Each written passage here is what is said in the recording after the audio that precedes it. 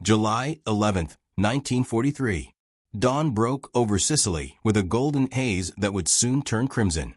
Members of the 82nd Airborne Division pressed themselves against ancient stone barriers on Gela's outskirts. Their eyes tracked something terrifying. German armor rolling toward beaches still crowded with landing Americans.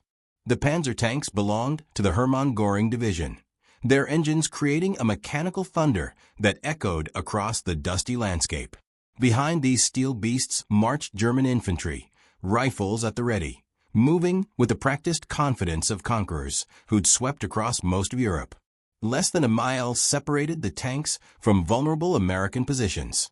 Landing vessels continued depositing troops onto exposed sand. Supply ships sat like targets offshore, unable to depart until their cargo was unloaded. Should those panzers reach the waterline, thousands of men would be slaughtered in the open. The entire invasion might collapse within the hour. These paratroopers had been on Sicilian soil for barely 19 hours. Most had never laid eyes on enemy soldiers. Combat was theoretical to them until now. Their only weapon capable of stopping German armor was a 5-foot metal tube that few had actually fired. Its official designation: Launcher, Rocket, Anti-Tank, 2.36-inch, M1. Soldiers called it something else: the Bazooka, named after a peculiar musical instrument wielded by radio comedian Bob Burns. The name seemed almost comical. The weapon was deadly serious. These men had fired perhaps a handful of practice rounds during training. Now they faced the Hermann Göring Division, among Germany's most feared armored units, veterans of campaigns spanning Europe and North Africa. What unfolded over the following hours would demonstrate that the relationship between infantry and armor had fundamentally shifted. Germans, who dominated tank warfare for 3 years, were about to receive a brutal education. Before the bazooka's invention, infantrymen confronting tanks had 3 options: run, hide, or die. Those were the only choices available. The mathematics of infantry versus armor in 1941 told a simple, terrifying story. A German Panzer III weighed over 20 tons. Its 50mm cannon destroyed everything in its path. Machine guns swept entire fields of advancing troops. Its armor stopped rifle rounds, machine gun fire, even grenades. A single tank could scatter an entire company. A platoon of tanks could shatter defensive lines that had held for weeks. The psychological impact devastated morale. Infantry, watching tanks approach, often simply fled. They understood their weapons were useless. Standing ground meant death. Tank crews sometimes reported advancing through enemy positions without firing. The infantry had already run at the first sight of armor. Available anti-tank weapons ranged from inadequate to suicidal. Anti-tank rifles existed, enormous weapons resembling oversized hunting rifles. The German Panzerbuchs 39 fired 7.92mm tungsten core rounds that might penetrate 25mm of armor at close range. Britain's Boy's anti-tank rifle was larger still, firing 14.5mm rounds. Both weighed nearly 40 pounds. Both required exposed firing positions, prone or kneeling, making soldiers easy targets for tank machine guns. Both were becoming obsolete as tank armor grew thicker. By 1942, anti-tank rifles barely scratched newer German tanks' frontal armor. Towed anti-tank guns proved more effective. American 37mm guns, later 57mm versions, could penetrate tank armor from reasonable distances. But critical limitations hampered them. They required vehicles or horses for transport. Setup took precious minutes. Once positioned, quick relocation was impossible if tanks changed direction. Gun crews were horribly vulnerable to enemy fire.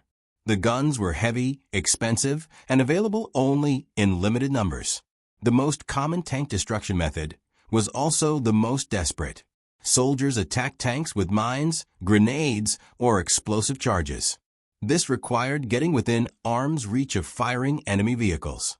Some armies issued magnetic mines for attachment to tank hulls. Others developed improvised explosives for throwing or manual placement.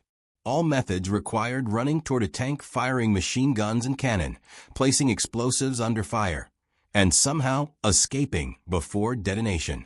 Survival rates for soldiers attempting this were catastrophic.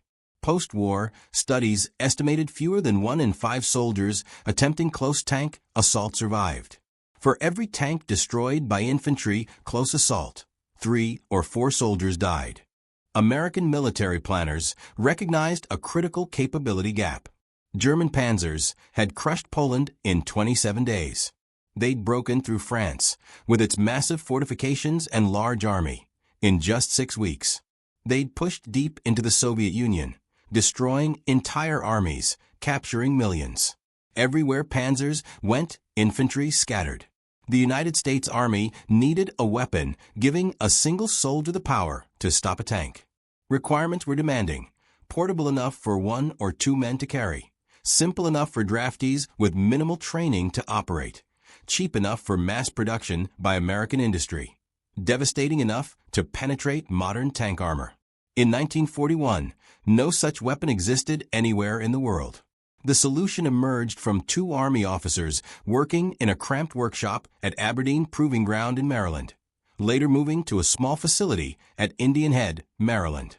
Major Leslie Alfred Skinner, who'd later retire as a colonel, was a West Point graduate, class of 1924, fascinated with rockets since childhood.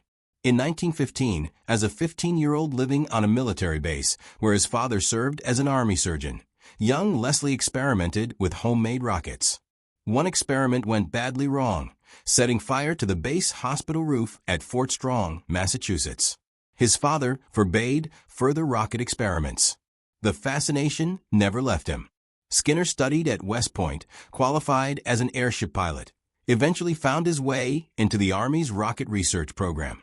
By 1940, he ran a nearly non-existent program with almost no funding, no staff, no clear direction.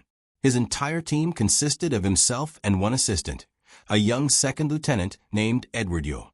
Yule had graduated from Lehigh University in Pennsylvania in 1940 with an engineering physics degree. He joined the Army in 1941, was assigned to the Ordnance Corps. He was 24 years old, brilliant, utterly inexperienced in military weapons development. Their mission: find a way for a single infantryman to deliver a shaped charge grenade against enemy armor. The shaped charge itself wasn't new. The principle had been discovered decades earlier by Charles Edward Monroe, an American chemist who noticed explosives could be focused and directed by shaping charges in particular ways. By hollowing out an explosive charge's front and lining it with metal, detonation produced a concentrated jet of superheated gas and molten metal that could punch through armor like a blowtorch through butter. The Army had already developed shaped charge grenades. The M10 grenade could penetrate several inches of steel, enough to defeat most tank armor. But the grenade weighed nearly 4 pounds, far too heavy for accurate hand throwing, too heavy for rifle grenade launching. The only practical use was for a soldier to run up and physically place it on an enemy tank. Skinner and Yule needed another delivery method. For months, they experimented with various systems. They tried adapting existing rifle grenade launchers. Grenades were too heavy. They tried small mortars, too bulky and slow. They tried mounting shaped charges on small rockets, building on research legendary physicist Robert Goddard had conducted during World War I. The rockets worked. A small solid fuel motor could propel the shaped charge to effective ranges. But rockets created a dangerous problem. When the motor ignited, it produced a flame and hot gas jet shooting directly backward. Any soldier firing such a weapon would be burned by his own exhaust. The flame could ignite clothing, cause severe burns, even kill the shooter. Skinner and Yule experimented with different rocket designs, propellants, ignition systems. Nothing solved the exhaust problem. The rocket had to vent hot gases somewhere, and wherever those gases went, they endangered the soldier firing the weapon. The breakthrough came in spring 1942. Lieutenant Yule was walking through a scrap pile at the testing facility, thinking about the exhaust problem, when he noticed a discarded metal tube. It was about 5 feet long, 60 millimeters in diameter. exactly the same size as the grenade they were trying to weaponize. Yul stared at that tube and had a sudden realization. If you put the rocket inside a tube, and if the tube was long enough, the rocket motor would finish burning before emerging from the front. Exhaust gases would vent safely out the back behind the soldier, while the rocket flew forward toward the target. The tube would act as both launcher and shield. It would direct the rocket in a straight line, improving accuracy. It would protect the shooter from exhaust. And it would be light, simple, and cheap to manufacture. Yul grabbed the tube from the scrap pile and ran back to the workshop. He found Skinner and explained his idea. Within hours, they'd assembled a crude prototype. They mounted the tube on a simple wooden shoulder stock, added basic sights improvised from wire bent from a coat hanger, loaded one of their experimental rockets into the tube's back, and connected ignition wires. The first test firing was conducted with Yul wearing a welding helmet and heavy gloves, just in case the tube exploded. He knelt, aimed at a target, and squeezed the trigger. The rocket ignited with a whoosh. Flame and smoke vented harmlessly out the tube's back. The rocket flew straight and true, striking the target and detonating with a sharp crack. The shaped charge punched a clean hole through the steel plate. It worked. The tube design solved every problem they'd been struggling with. The weapon weighed barely 13 pounds. It could be operated by 2 men, one to aim and fire, one to load. It could deliver a tank-killing shaped charge to ranges exceeding 100 yards. And it was so simple it could be manufactured quickly and cheaply in enormous quantities. They created the world's first practical shoulder-fired anti-tank rocket launcher. On a May morning in 1942, Skinner and Yul took their prototype to Aberdeen Proving Ground for formal demonstration.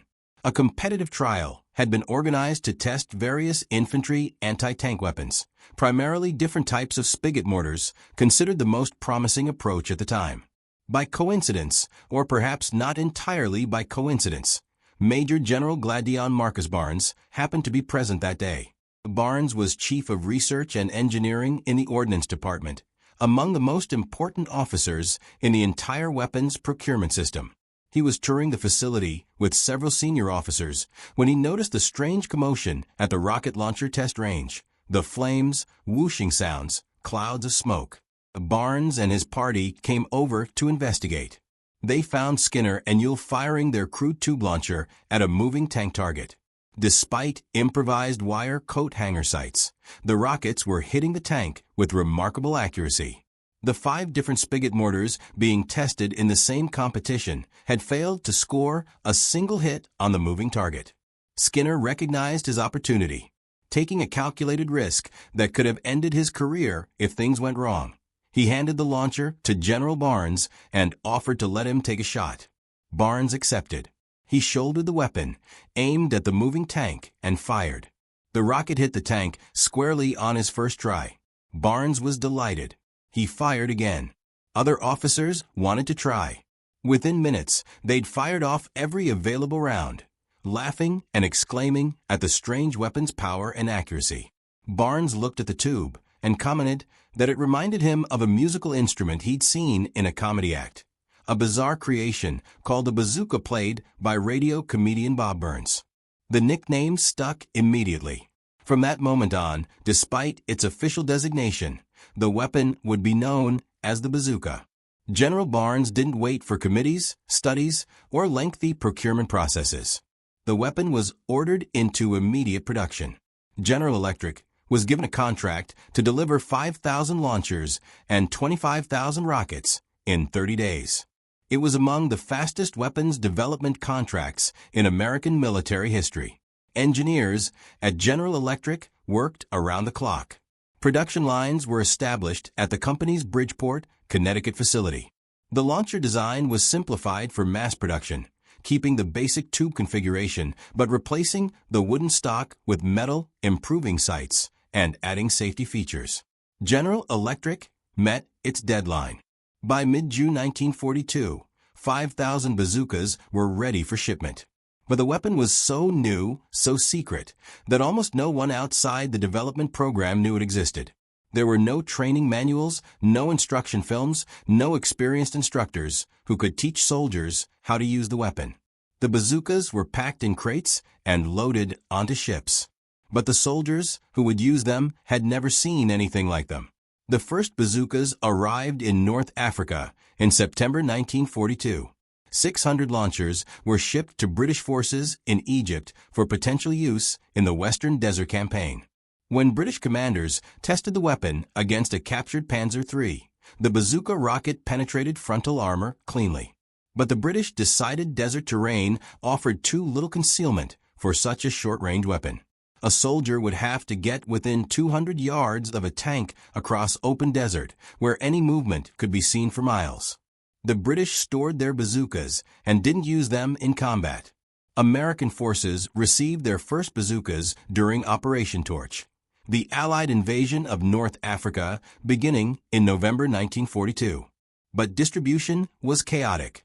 Crates arrived at supply depots with labels quartermaster officers didn't recognize. The designation Launcher Rocket Anti-Tank 2.36-inch M1 meant nothing to soldiers who'd never heard of such a weapon. General Dwight Eisenhower, commanding the invasion force, was shocked to learn on the night before landings that not a single soldier in his invasion force had received any bazooka training. The weapons were there, packed in their crates, but no one knew how to use them. Officers had to figure out through trial and error how the system worked. They opened crates, examined the strange tubes and rockets, experimented with loading and firing procedures. The early M6 rocket ammunition was notoriously unreliable. Some rockets failed to ignite when the trigger was pulled. Others ignited but failed to achieve full thrust, dropping short of the target. A few detonated prematurely in the tube, injuring or killing the soldiers firing them.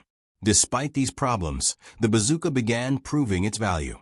Reports filtered back from Tunisia of German tanks being engaged by infantry with shoulder-fired rockets. The kills were few at first, limited by unreliable ammunition and untrained crews. But the psychological impact was significant.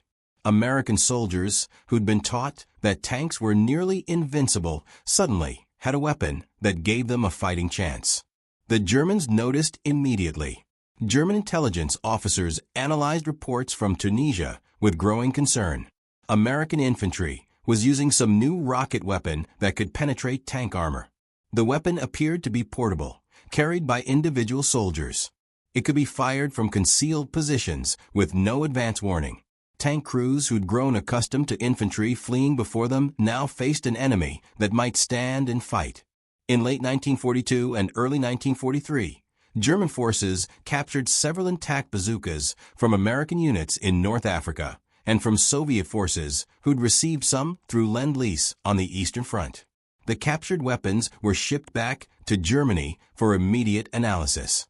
German engineers disassembled the bazookas, studied their construction, measured their components, tested their performance.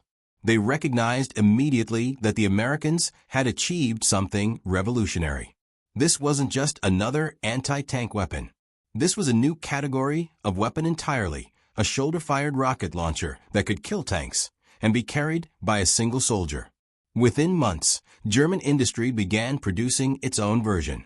The Rocket 10 Panzerbuks, better known as the Panzerschreck, entered production in 1943. German designers made significant changes. They increased the warhead diameter from 60 millimeters to 88 millimeters, giving the weapon greater armor penetration. They replaced the electrical battery ignition system with a magneto generator, eliminating concerns about batteries failing in cold weather on the Eastern Front. But the larger warhead and heavier construction made the Panzerschreck more cumbersome than the American original. It weighed over 20 pounds. The rocket motor produced enormous amounts of hot exhaust that continued burning for several feet after leaving the tube. Operators had to wear protective ponchos and gas masks to avoid being burned by their own weapon. A protective shield had to be added to the launcher to protect the shooter's face. The fact that Germany immediately copied the bazooka reveals everything about its impact. The Germans weren't accustomed to copying enemy weapons. German military technology was generally considered superior to Allied equipment. German tanks, aircraft, and weapons were the standard against which others were measured. The Wehrmacht's engineering prowess had produced the Tiger tank, the Me-262 jet fighter, the V-2 rocket. German industry was a source of national pride. But the bazooka filled a gap that German designers hadn't solved. The Germans had been working on their own infantry anti-tank weapons, including the Panzerfaust series of disposable launchers and the earlier Pupschen rocket gun. But they recognized that the American bazooka design was superior in important ways. It was reusable, allowing a two-man team to fire multiple rockets without discarding their launcher. It was more accurate than the Panzerfaust, with sights that allowed aimed fire at moving targets. It could engage targets at greater range, keeping soldiers further from the deadly machine guns mounted on tank turrets. German engineers studied the captured bazookas with professional admiration. The simplicity of the design impressed them. The Americans had solved the infantry anti-tank problem with elegant economy, using basic materials and straightforward engineering. The tube, the rocket, the electrical ignition system, all were simple enough to be mass-produced in enormous quantities, yet effective enough to threaten any tank on the battlefield. By copying and enlarging the bazooka, Germany acknowledged that the Americans had achieved a genuine breakthrough in weapons technology. The age of infantry hiding from tanks was ending. The age of infantry hunting tanks had begun. This shift in the balance of power would reshape how armies thought about armored warfare for generations to come. Back in Sicily on that morning of July 11, 1943, the soldiers of the 82nd Airborne Division were about to demonstrate what that change meant in practice. The paratroopers had jumped into Sicily during the night of July 9th to 10th, preceding the beach landings. Their mission was to seize key terrain, disrupt German communications, and prevent counterattacks against the invasion beaches. But the airborne operation had been badly scattered. High winds had blown transport aircraft off course. Many paratroopers had landed miles from their designated drop zones. Units were fragmented across the Sicilian countryside, small groups of lost soldiers trying to find each other in the darkness. Colonel James Gavin, commanding the 505th Parachute Infantry Regiment, spent the pre-dawn hours gathering scattered paratroopers. By morning, he'd assembled several hundred men near the key crossroads at Bazooka Ridge, overlooking the routes that German reinforcements would use to attack the invasion beaches. Gavin's force was badly outnumbered and outgunned. They had no tanks, no artillery support beyond a few pack 75mm howitzers that had been dropped with them. Their anti-tank capability consisted of a handful of bazooka teams equipped with the newer M1A1 launchers and improved M6A1 rockets that had better reliability than the earlier ammunition. When German tanks appeared on the morning of July 11th, rolling toward the vulnerable beaches, Gavin faced a stark choice. He could withdraw and let the tanks pass, preserving his force but possibly dooming the entire invasion. Or he could fight with inadequate weapons and untested soldiers against one of Germany's elite armored divisions. Gavin chose to fight. The tanks that appeared belonged to the Hermann Göring Division, a Luftwaffe Panzer unit that had fought across North Africa. They were battle-hardened veterans in well-maintained tanks, supported by experienced infantry. Among their vehicles were Tiger I tanks from Schwer Panzerabteilung 5.0 for the massive heavy tanks that had terrorized Allied forces since their introduction in 1942. The Tiger was a monster. It weighed over 56 tons, dwarfing American Sherman tanks that weighed barely 30. Its 88mm main gun was the most powerful tank cannon in the world, capable of destroying any Allied tank at ranges exceeding a mile. Its frontal armor was 100mm thick, effectively impervious to most Allied anti-tank weapons. American tankers had been warned that engaging a Tiger from the front was suicide.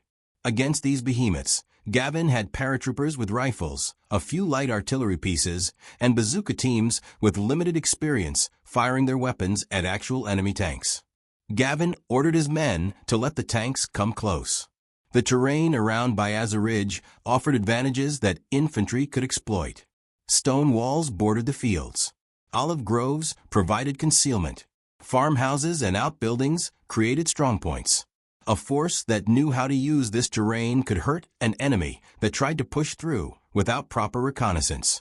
The paratroopers spread out into positions that maximized their advantages. Bazooka teams were placed where they could hit tanks from the sides and rear where the armor was thinner.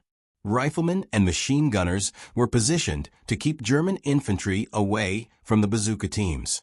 The pack howitzers were dug in to provide direct fire support. The German tanks advanced confidently. They were accustomed to infantry fleeing before them. Across Europe, soldiers had learned that standing against tanks was futile. The Americans would run as others had run, and the tanks would roll through to the beaches. But the Americans didn't run. When the first panzers entered the engagement zone, Gavin's men opened fire. Machine guns raked the German infantry. Mortars dropped rounds among the advancing soldiers. And from concealed positions throughout the battlefield, bazooka teams began engaging the tanks. Rockets streaked across the Sicilian morning and slammed into tank hulls. Not every shot penetrated. The original M6 rockets could penetrate about 60 millimeters of armor, roughly 2.5 inches, which was sufficient against the sides and rear of most German medium tanks, but inadequate against frontal armor or the heavy Tigers. The improved M6A1 rockets performed somewhat better. Bazooka teams had to aim carefully, targeting the thinner armor plates, the tracks, the engine compartments. Not every hit disabled a tank. Some rockets struck at bad angles and deflected away. Others penetrated but failed to cause critical damage. But enough rounds found their marks to throw the German advance into chaos. The psychological effect on the German tankers was profound. They'd expected to crush these scattered paratroopers in minutes. Instead, they were taking losses from weapons they'd never encountered in combat before. Rockets were coming from multiple directions. Every stone wall, every building, every patch of vegetation could hide a soldier with a bazooka. Tank commanders began to hesitate. The confident advance slowed. Crews that had been pressing forward aggressively became cautious, scanning constantly for hidden threats. The fear of an unseen rocket fired by a concealed soldier from close range changed how the Germans fought. The battle at Bazooka Ridge continued through the morning. The Germans pushed forward. The Americans fell back to new positions. The fighting swirled across the ridge. Both sides took casualties. At times, the outcome hung in the balance. But the German armored advance never achieved the breakthrough it needed. By afternoon, reinforcements from the beach had begun reaching Gavin's position. American Sherman tanks joined the fight. Artillery support became available. The balance shifted.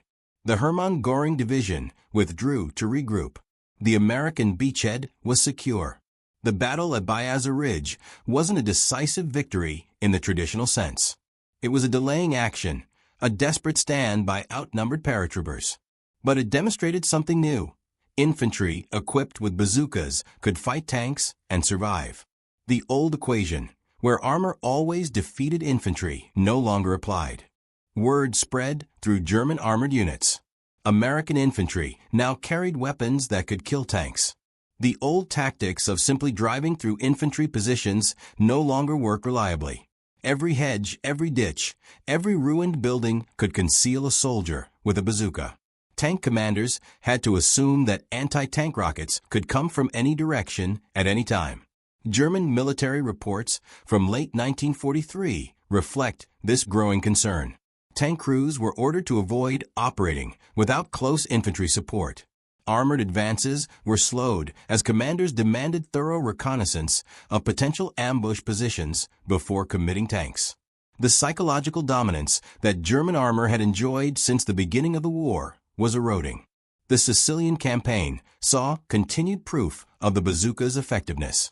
M1A1 launchers, with improved rockets, destroyed dozens of German tanks in various engagements. In one notable action during the broader Sicily campaign, a bazooka team even knocked out a Tiger, a heavy tank, through an improbable hit on a weak point of the massive vehicle.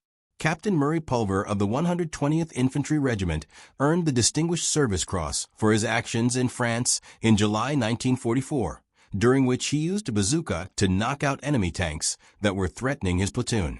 Pulver later remarked that he always swore by the bazooka, and it never let him down. His sentiment was shared by thousands of soldiers who learned to trust the strange tube weapon that turned infantry into tank hunters. By the time American forces landed in Normandy on June 6, 1944, the bazooka had become a standard infantry weapon. Every American rifle company was equipped with them. Soldiers had trained extensively on their use. The improved M9 launcher, with its magneto-ignition system, had replaced the battery-powered M1 series, eliminating problems with dead batteries and unreliable electrical connections. The newer M6A3 rockets could penetrate up to 4 inches of armor, a significant improvement over the original ammunition. The bocage country of Normandy, with its thick hedgerows and narrow lanes, was ideal terrain for bazooka ambushes. Every field was enclosed by ancient earthen banks, topped with dense vegetation that had grown for centuries. These hedgerows weren't simple hedge fences.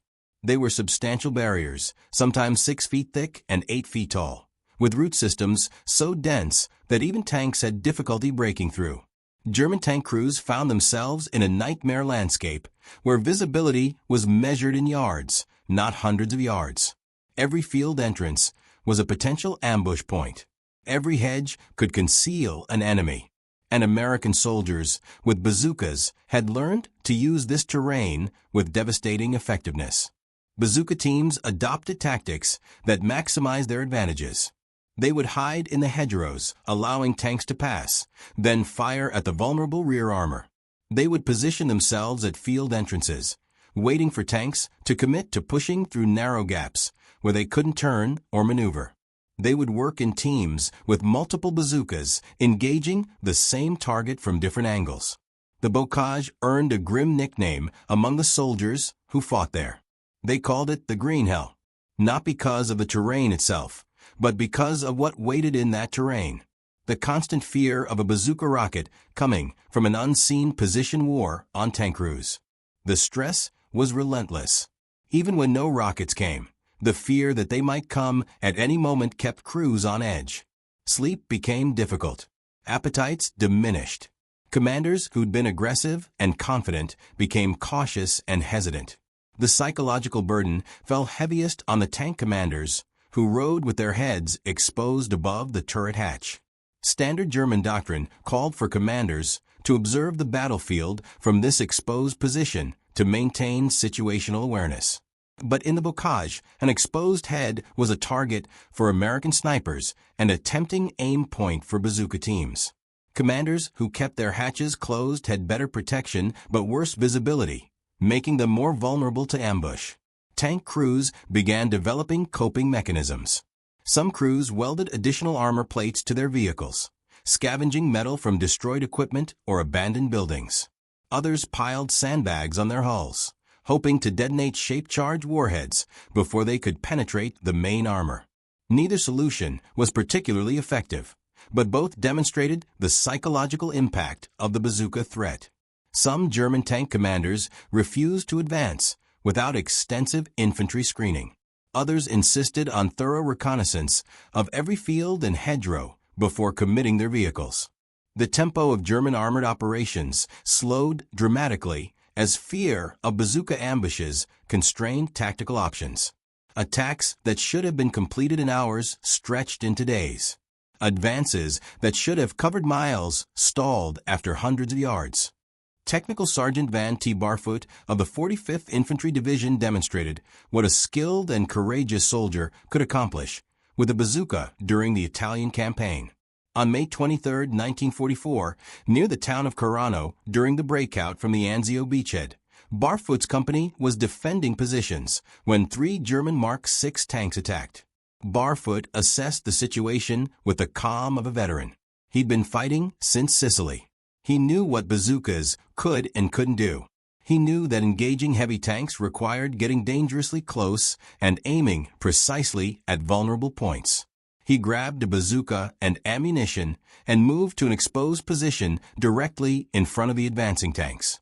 While his comrades took cover, Barfoot knelt in the open, presenting himself as a target, and waited for the tanks to come within effective range. From a distance of just 75 yards, barely more than the length of a football field, Barfoot fired his first rocket. The round struck the lead tank squarely on its track assembly. The track shattered. The massive tank ground to a halt, unable to move. The other two tanks began turning toward the flanks, seeking to outmaneuver the threat. As they moved, the crew of the disabled tank opened their hatches and attempted to escape. Barfoot dropped the bazooka, grabbed his Thompson submachine gun, and killed 3 German tankers before they could reach cover. But Barfoot wasn't finished. Leaving the disabled tank and its dead crew, he worked his way behind enemy lines, moving through the chaos of battle to reach a German artillery position. Using explosive charges, he destroyed an artillery piece that had been firing on American troops. On his way back to American lines, Barfoot encountered 2 wounded American soldiers. Despite being alone in territory still contested by German forces, he helped both wounded men back to safety, carrying and supporting them over 1,700 feet of dangerous ground. For his actions that day, Van Barfoot received the Medal of Honor, the highest award for valor that the United States can bestow. His citation emphasized his courage in facing tanks with a bazooka, a weapon that required getting within killing range of vehicles that could destroy a man with a single round. Barfoot's story was remarkable, but not unique. Multiple American soldiers and Marines received the Medal of Honor during World War II, specifically for courage in using bazookas against enemy forces. The weapon had made tank hunting possible for individual soldiers, but it remained extraordinarily dangerous work. Among American infantry, assignment to a bazooka team was widely known as Medal of Honor work. The term contained both admiration and grim humor. Everyone understood that earning a Medal of Honor often meant dying in the attempt. Bazooka teams had to get close to their targets. They had to expose themselves to return fire. They had to hold their positions while multi-ton armored vehicles bore down on them. Casualties among bazooka teams were severe throughout the war. The weapon gave infantry a chance against armor, but it was a chance paid for in blood. For every tank destroyed, soldiers died. Yet volunteers for bazooka duty never ran short. Soldiers understood the mathematics of their situation. Without anti-tank weapons, infantry was helpless against armor. A company without bazookas that encountered enemy tanks would be massacred. The bazooka gave soldiers the ability to fight back, to defend themselves, to have some chance of surviving an armored attack. Staff Sergeant Isidore Jachman of the 513th Parachute Infantry Regiment, 17th Airborne Division, demonstrated the courage that bazooka duty required during the Battle of the Bulge. On January 4, 1945, near the Belgian town of Flamierge, Jachman's company was pinned down by German artillery, mortar, and small arms fire. Then 2 German tanks appeared and attacked, inflicting heavy casualties among the exposed paratroopers. Jachman watched his comrades being killed and wounded around him. The tanks were methodically destroying his company. Without anti-tank weapons in position, the paratroopers had no way to fight back. Without hesitation, Jachman left his covered position and dashed across open ground through a hail of fire. He grabbed a bazooka from a fallen comrade and ammunition from another soldier. Then he advanced directly toward the attacking tanks. The tanks concentrated their fire on him. Machine gun rounds tore up the ground around his feet. The tank main gun swung toward this single soldier running at them with a tube on his shoulder. Any reasonable calculation said he should have died in the first seconds of his charge. But Jachman kept running. He reached effective range, aimed and fired. His rocket struck the first tank and damaged it enough to force it to withdraw. The second tank, seeing what had happened to its partner, also pulled back. Staff Sergeant Jachman was mortally wounded during this action. He died shortly after saving his company from destruction. His Medal of Honor was awarded posthumously. Jachman was one of only 3 Jewish American soldiers to receive the Medal of Honor during World War II. At least 6 of his aunts and uncles had perished in the Holocaust. He'd volunteered for the paratroopers specifically because he wanted to fight the Nazis. In his final moments, armed with nothing but a bazooka and extraordinary courage, he'd stopped German tanks from killing his fellow soldiers. By the end of 1945, American factories had produced 476,628 bazookas of all types, along with over 15 million rockets. This massive production effort involved multiple manufacturers beyond General Electric. The Cheney-Bigelow Wire Works and Conductron Corporation joined the production effort as demand increased. Ammunition production was equally vast, with factories working around the clock to supply the millions of rockets that American forces consumed in combat. The weapon had been distributed to every major Allied nation through the Lend-Lease program and direct military aid. Free French forces received over 11,000 launchers, using them to equip resistance fighters and regular army units alike. Britain received thousands more, though approximately 1,500 were redistributed to the French resistance, and British forces often preferred their own PIT weapon for specific tactical situations. The Soviet Union received 3,000 bazookas, though Soviet military doctrine preferred the heavier anti-tank rifles and regarded the bazooka as insufficiently powerful against German armor. Smaller Allied nations also received bazookas. Brazil received approximately 2,900 launchers. China received about 2,000 for use against Japanese forces. Canadian forces received a smaller allocation of approximately 170 units, supplementing their own anti-tank capabilities. The weapon became truly global, fighting in every theater of the war. The industrial achievement was remarkable. In May 1942, the bazooka didn't exist as a production weapon. By the end of the war, nearly 500,000 had been manufactured along with enough ammunition to supply years of intensive combat. American industry had taken a prototype built from scrap and turned it into one of the most widely produced weapons of the war. General Dwight Eisenhower, reflecting on the war after victory, identified several pieces of equipment as vital to Allied success. In his memoir Crusade in Europe, he listed the bulldozer, the Jeep, the 2.5-ton truck, and the C-47 airplane as items that senior officers regarded as among the most important to victory in Africa and Europe. The bazooka, while not on that specific list, earned similar praise from commanders throughout the war for transforming infantry capability against armor.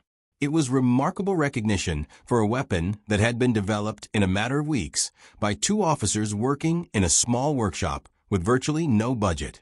Lieutenant Colonel Edward Ewell, the young engineer who'd spotted the tube in the scrap pile, went on to a distinguished career after the war. He rose to senior positions in the aerospace industry, eventually becoming president and chairman of Fairchild Industries. In that role, he oversaw development and production of the A-10 Thunderbolt II aircraft, a modern tank-killing platform that continued the mission he'd helped pioneer with the bazooka. Ewell died in 2010 at the age of 92, remembered as the father of the bazooka. Colonel Leslie Skinner, who'd risen through the ranks during the war, continued his Army career afterward, working on rocket weapons development. His work contributed to the guided missiles and portable rockets that would equip American forces in the decades that followed. He died in 1978, largely unknown outside military circles, despite having helped create one of the most influential weapons of the 20th century. The bazooka itself continued to evolve. The original 60mm weapon was replaced by the M20 Super Bazooka, with its larger 89mm warhead. When American forces faced Soviet-built T-34 tanks in Korea, the original World War II bazookas proved inadequate against the heavier armor. The Super Bazooka had to be rushed to the front to give infantry a fighting chance. But the fundamental principle that Skinner and Ewell proved in 1942 remained valid and remains valid today. A single soldier, properly equipped, can destroy a tank. That revolution in infantry capability continues through every generation of portable anti-armor weapons, from the Dragon missile to the Javelin to systems not yet deployed. German tank crews who faced bazookas in Sicily, Italy, France, and Germany learned lessons that armored forces have relearned in every war since. Tanks are not invulnerable. Heavy armor doesn't guarantee survival. Infantry equipped with the right weapons can fight back against any armored vehicle. German veterans who wrote memoirs after the war frequently mentioned the bazooka and similar weapons as a constant source of fear. One tank commander wrote that by 1944, his crews never felt truly safe, even buttoned up inside their armored vehicles. Every building could hide a soldier with a rocket. Every hedge could conceal an ambush. The psychological security that tanks had provided at the beginning of the war had evaporated.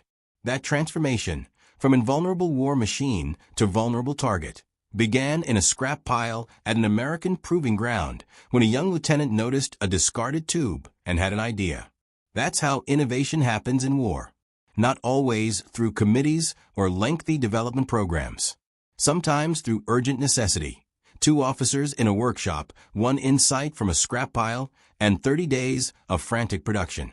That combination of need, creativity, and industrial capacity changed the balance of power between infantry and armor forever. The bazooka's impact extended far beyond its immediate tactical effectiveness. It fundamentally altered military doctrine and strategic thinking. Before the bazooka, infantry formations were designed around the assumption that they could not effectively engage enemy armor without specialized support weapons.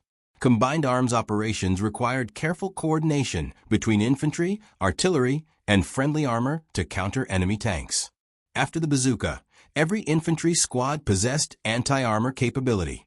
This decentralization of anti-tank power made infantry formations more flexible, more resilient, and more dangerous to armored opponents.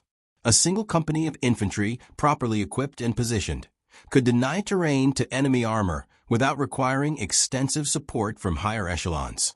The psychological reverberations affected not just tactics, but strategy. German commanders, who had built their blitzkrieg doctrine around rapid armored penetrations supported by mechanized infantry, found themselves forced to slow down and become more cautious. The tempo of offensive operations decreased. The casualties among tank crews increased. The calculation of risk versus reward in armored operations shifted fundamentally. This shift influenced post-war military development worldwide. Every major military power developed its own shoulder-fired anti-tank weapons. The Soviet Union produced the RPG series. Britain continued development of the PIAT and its successors. France, Sweden, China, and dozens of other nations created their own versions.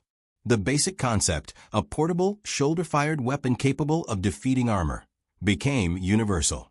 Modern infantry anti-tank weapons are vastly more sophisticated than the original bazooka. They incorporate guided missiles, tandem warheads to defeat reactive armor, top attack profiles to strike the thinnest armor, and fire-and-forget capabilities that allow the shooter to take cover immediately after launch. But they all trace their lineage back to that tube you pulled from a scrap pile in 1942. The bazooka proved something that military theorists had debated for decades. Technology could equalize the imbalance between infantry and armor without requiring infantry to match the weight, expense, and complexity of armored vehicles. A weapon costing a few $100s, carried by a soldier earning a private's pay, could destroy a tank costing hundreds of thousands of dollars, crewed by extensively trained specialists. This principle of asymmetric capability, using relatively simple, inexpensive technology to counter expensive, complex systems, became a cornerstone of modern military thinking. It influenced everything from anti-ship missile development to man-portable air defense systems to improvised explosive devices. The bazooka also demonstrated the value of rapid weapons development and deployment. The timeline from concept to mass production, roughly 30 days for the initial order, set a standard that military procurement systems have rarely matched since. The weapon went from prototype to combat use in less than a year, a pace that seems impossible by modern standards where weapons development often takes decades. This speed was enabled by several factors. The simplicity of the design, which required no exotic materials or complex manufacturing processes, the urgency of wartime, which cut through bureaucratic obstacles, and the flexibility of American industry, which could rapidly retool production lines to manufacture new weapons. The human element remained central to the bazooka story. The weapon was only as effective as the soldiers who carried it. Training, courage, tactical skill, and willingness to close with the enemy determined whether the bazooka achieved its potential or became merely a heavy tube to carry. The soldiers who volunteered for bazooka duty understood the risks. They accepted assignment to what everyone called Medal of Honor work because they understood the alternative was worse. Without effective anti-tank weapons, infantry facing armor had no chance. With the bazooka, they at least had a fighting chance, even if taking that chance required extraordinary courage. That courage, repeated thousands of times across every theater of World War II, proved that infantry could stand against tanks. It proved that armor was not invincible. It proved that the right weapon, in the hands of a determined soldier, could change the outcome of battles and campaigns. 70 years after the war ended, military forces worldwide still operate on principles that the bazooka helped establish. Infantry remains capable of defeating armor. Every tank commander must assume that enemy infantry poses a lethal threat. No armored force can operate safely without considering the presence of shoulder-fired anti-tank weapons. That legacy began with 2 officers in a workshop, a discarded tube, and an idea. It continued through the courage of thousands of soldiers who carried the bazooka into combat. And it endures today in every shoulder-fired anti-tank weapon in every military in the world. The story of the bazooka is ultimately a story about innovation, courage, and the constant evolution of warfare. It reminds us that wars are not won solely by the largest armies or the most expensive weapons, but by the combination of human ingenuity, industrial capacity, and individual bravery. The young paratroopers who faced German tanks at Bazooka Ridge demonstrated all 3. They were equipped with a weapon that hadn't existed 18 months earlier. They were supported by an industrial system that could produce that weapon in enormous quantities. And they possessed the courage to stand and fight when every instinct told them to run. That combination won battles, campaigns, and ultimately the war.